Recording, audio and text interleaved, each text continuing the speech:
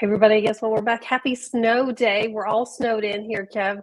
I've got Kev Marcus here with me with Black Violin. I mean, it's a good day to chat with you because we're all snowed in here in Franklin. We've got about 6 inches of snow, so we're so happy you're here. Well, thank you for having me. Well, I'm bringing the sunshine. I'm in Miami, at my house. it's like a perfect day here. You know, when it's snowing for you guys, it's like nice and cool for us, so it's good. Man, I was in Miami in October and that was the hottest time. I was like, I did not expect that. I was expecting like, fall like we have here, but it was so hot. Yeah, we have hot and then not hot, and that's it. There's Yeah. nothing to see. Yes, yes. Well, it's great to catch up with you. I'm so excited. So you are part of the duo of Black Violin. You have your partner Will Be. I like these names that you guys have. And you're coming to Franklin, the Franklin Theater. So I'm so excited. Tell people who don't know what you guys are, what you do. Well, Black Violin, we're two classically trained violin viola players, and then we blend all the genres together by using the classical music as sort of the thread. So our show will be playing Bach, we'll play some Cardi B, we'll play a little bit of Tchaikovsky, we'll play, and we just kind of mix everything together in this one pot. The last album the album we're touring now is called Take the Stairs, and we got nominated for a Grammy for that one. I saw that. Congratulations. Thank you. So we'll be playing a lot of that as well. It's the type of show that's not just entertaining, it's definitely entertaining, kind of dance in the aisles kind of vibe, but it's also sort of inspiring, just by seeing sort of the different things that we do and how we present the show, and educational to some respects as well, because you can definitely learn something from it. Love having young musicians come to us and see the show and show them what the violin can do, and what is capable of what they can do with music in general. Yes, so I was listening, like I told you before we went live here, I was listening to your music. It is amazing because you've taken the classical, what we hear, are used to hearing classical, and have like shape shifted it so much.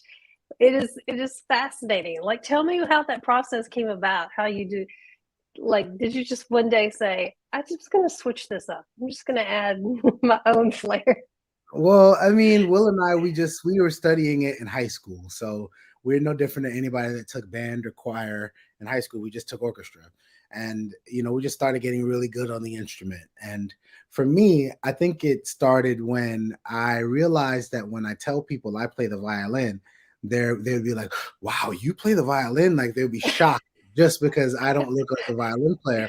So it kind of, that was the thing that kind of drew me to it. It's just that I do this thing that changes people's perception of me, and I don't even have to play it for you. I just have to tell you that I play it. And then when I do play it, then it's like I'm playing it nice. So you're like, wow. So for me, it was always sort of it started off sort of like a sociology thing, just sort of this idea of when I play for people and when we play for people, we change their perception of what someone like us could do, or what the violin is what's possible with the violin. So we both got scholarships to college, and we were playing in college, but we wanted to make beats, and we're making beats and doing production. And it was really it was a couple of moments where we would play beats that we were making, and then we'll just pull the violin out and just play on it naturally. It wasn't something we thought about. There was no music written for it. It was always natural. It was nothing that we thought was weird. But people, every time we would do it, they would respond like, "What? You playing violin on hip hop?" And we're like, "Yeah, like it's music." We didn't think of it. But after enough of that, we thought, well, maybe we should just focus on the hip hop and the violin thing. And then when we did focus on it, people they'll get their mind blown. Not just because it was cool and how we did it, but because they had never seen or even thought of a violin doing what we were doing. And this is, 20 years ago we're talking. Now it's a bit more, if people do it, you see a little bit more. But when we started, it was no one had ever seen it, and there was no YouTube, there was no Facebook Lives, there was nothing like that to just go Google. It just didn't. You never seen it, and so we became that kind of thing that people just was like, okay, they do something different, and I'm interested in this, and wow, this is super cool. So then when we noticed that, we were just thinking, how do we expand on that, and how do we turn this into a career, and that's what we ended up doing. Yeah, and here you are 20 years later, an amazing career. I'm sure you have inspired a lot of young musicians to do what you're doing. Do you have any stories about that? Oh yeah, I mean, well, we have a foundation, so we have the Black Violin Foundation, and every year we give out somewhere between 15 to 20 grants. I think we gave out 18 grants this year to different students that just need a dot connected, whether it's an instrument to take them to the next level, whether they need to be sponsored for a trip to Juilliard to audition, or they need a summer, they want to go to a band camp for summer, or private lessons, anything, whatever it is. Every year we at the Black Violin Foundation, we basically have a grant process where hundreds of people hundreds of students around the world audition, and last year we gave out 18 of them, and we call them Black Violin Youth, so that we mentor them, and hopefully they will become mentors of future recipients in the future. So that's one story that we do, and we do that every year with some kids. We also have this young group called Sons of Maestro, and I remember maybe 15 years ago, these two violins opened for us, and they're young kids, and we were established, but they were like maybe 12 years old, and they come on stage and start playing, and at the end of and I come on the side just to hear what they sound like, and at the end they were like, my dad took us to see Black Violin 10 years ago, and Kevin Marcus said practice, practice, practice, and here I am. And I was like on the side of the stage just bawling, crying, like, oh. Aw. So it's like there's some of those moments, and I was just telling someone how you never know what that one moment is when you meet somebody, like that very first thing you say or that first interaction, especially with us, because sort of I guess our platform, you never know how someone's going to react to it. And so I'm always really cognitive of the very first thing I say to someone when I meet them, because you just never know, and it could turn into them opening up for you, and then now they're called Sons of Maestro, and they're great artists in their own right. So you just never know. So Wow, I love those stories. You're coming to Franklin Theater February 5th and 6th. That's also a very special date for you.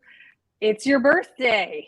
it's my birthday. Yeah, I'm playing a double header on my birthday, so that's gonna be fun. And my 40th birthday at that. So it's a big one. So yeah, like I'm excited. I'm not a big birthday person, so to me, like, let's just go to work. Like, let's go tour, let's have a good time. So I think it's gonna be extra special. Maybe in between the shows, you can go downtown Franklin. You're going to be right there on Main Street and celebrate somehow, or we can bring a celebration to you. I don't know. I'm feeling like something's got to happen here because it's your 40th birthday. That's a big deal. Yeah, I What did guess. you say? Well, I mean, so think about when you were getting ready to turn 40, or 30 years, 10 years ago, whatever. Did you think this is what you would be doing on your 40th birthday, touring and performing? I love to do it. So I why not do what you love on your birthday? Right? Exactly. Yeah, why not? Exactly. So you're going to be here for 2 dates. I like that you're here for 2 dates. There's already, I looked, one of the shows is almost sold out. So people need to get on it. I think it was the afternoon show. So you still got a couple more chances to see you guys. Be sure, get your tickets. Don't miss it. I'm telling you, it's amazing, amazing, amazing music. Anything else you want to tell? How many times have you been at the Franklin Theater? Is this your first time? This is our first time. This is our Oh, first time. We've been hearing about it because this was a reschedule. So even before, we've been hearing about the Franklin Theater, and my one of my teachers, Dana Meyer, she's a violin teacher nearby. She'll be there as well. So it's great to kind of reconnect with her, and I just love that area of Tennessee is always really fun. So I'm excited.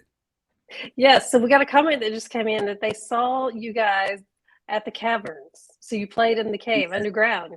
Yes, that was cool. I've never played in a cave before, and normally I sweat on stage, but I didn't sweat that day because it's kind of cool in there. Yeah. What is it? It stays a certain temperature all year round, right? Is what I heard.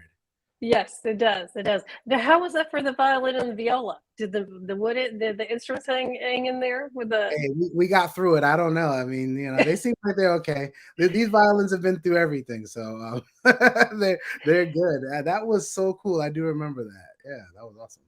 Well, we just had a comment said they loved your show. So already got an endorsement before you even make it back here. People are excited to see you. Thank you, thank you, thank you. All right, go check them out. Tickets are still available, franklintheater.com. Kev, thanks so much for joining me. I love chatting with you, and I can't wait to see the show. Thank you so much, and I'll see you guys there on my birthday. It's gonna be a good one. On his birthday. Maybe we can all sing happy birthday to you. Oh, maybe we'll see how. All right, see you soon. Bye.